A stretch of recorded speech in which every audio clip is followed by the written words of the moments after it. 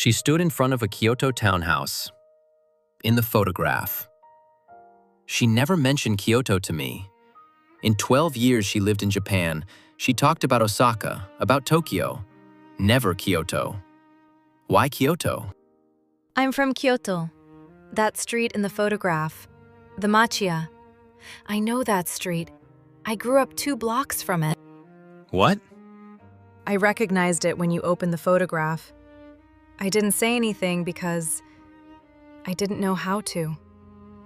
The house in the picture is 3 doors from where my mother still lives.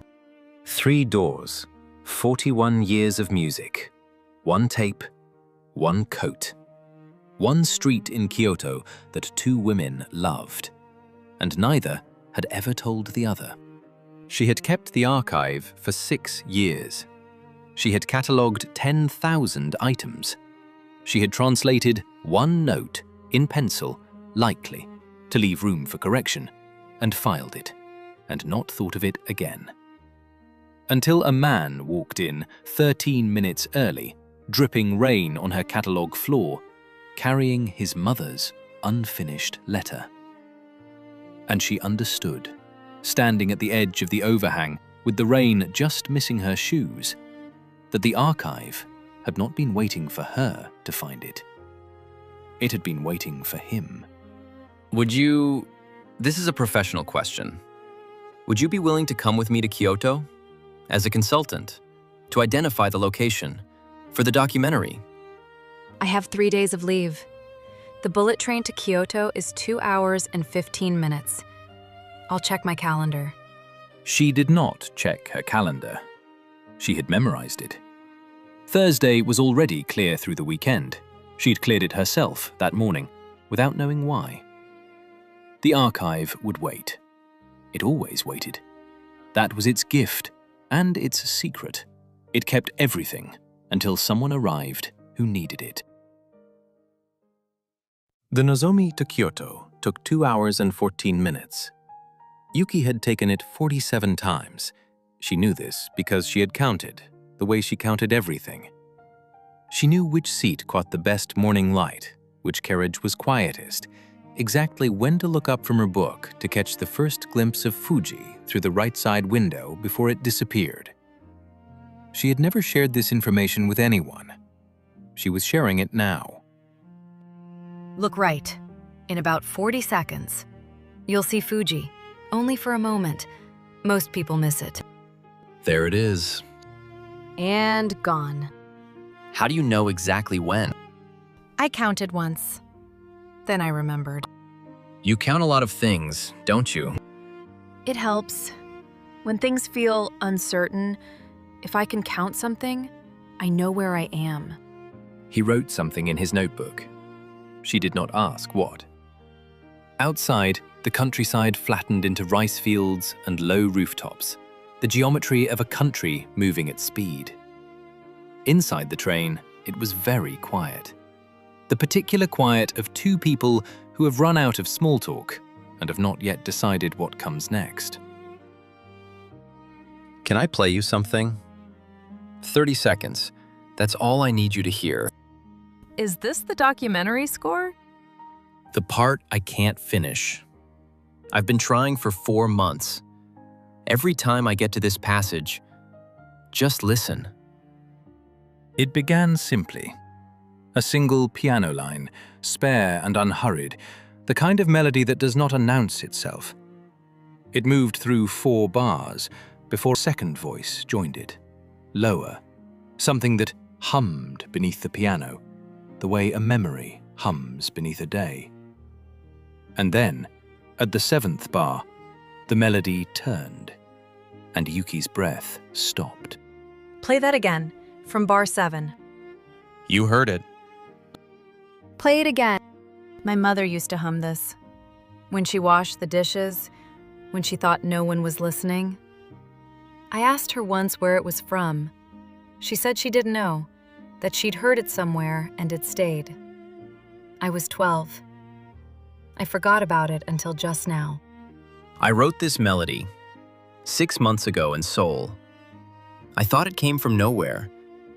but I wrote it the week after I found my mother's letters, the ones she'd kept from Japan. I thought I invented it. What if you didn't?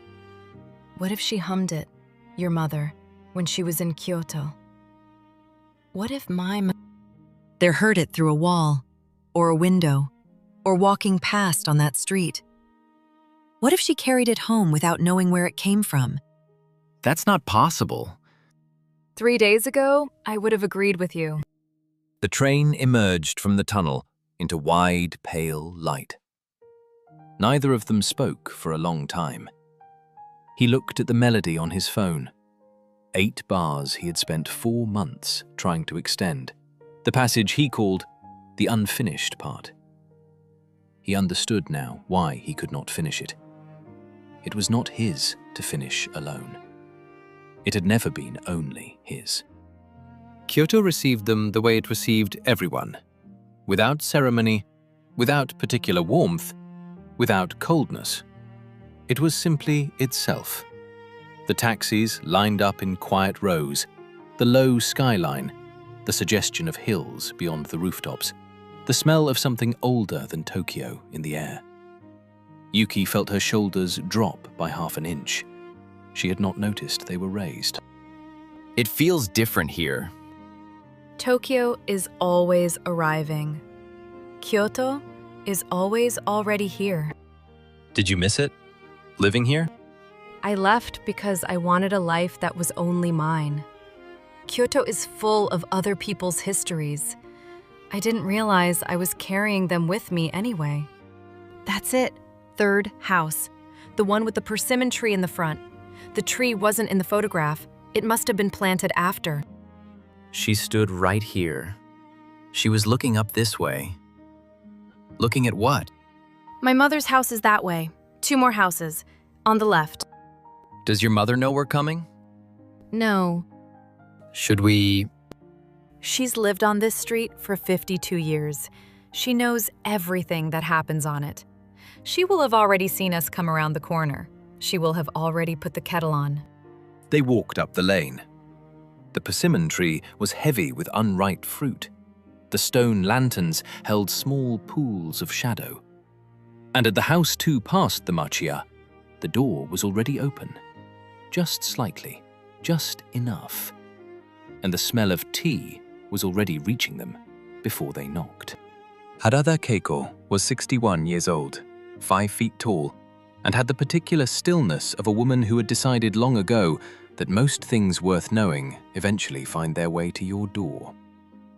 She looked at Junho the way you look at a word you have been trying to remember, with recognition and with the faint relief of arrival. Mama, this is Seo Junho. He's a composer. He's making a documentary about the Korean wave. So, your family name is So. Yes, So Junho. My mother's name was... Yujin. I wondered if someone would come. I thought it might be her. I'm glad it's you. Yuki looked at her mother. This woman she thought she knew completely, and understood that there was a room inside her she had never been shown. Not hidden out of secrecy, hidden out of the belief that some things must wait for the right person to ask.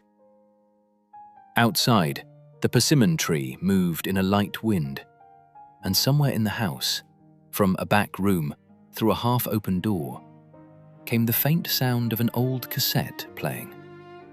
A piano, slightly out of tune.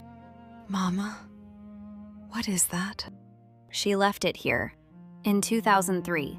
She said she would come back for it in spring. I kept playing it, so it wouldn't forget it was meant to be heard. Junho set his tea down. He pressed both hands flat on the tatami, and he lowered his head, and he did not speak. Yuki did not look away. She had not cried in 3 years. She counted. She stopped counting.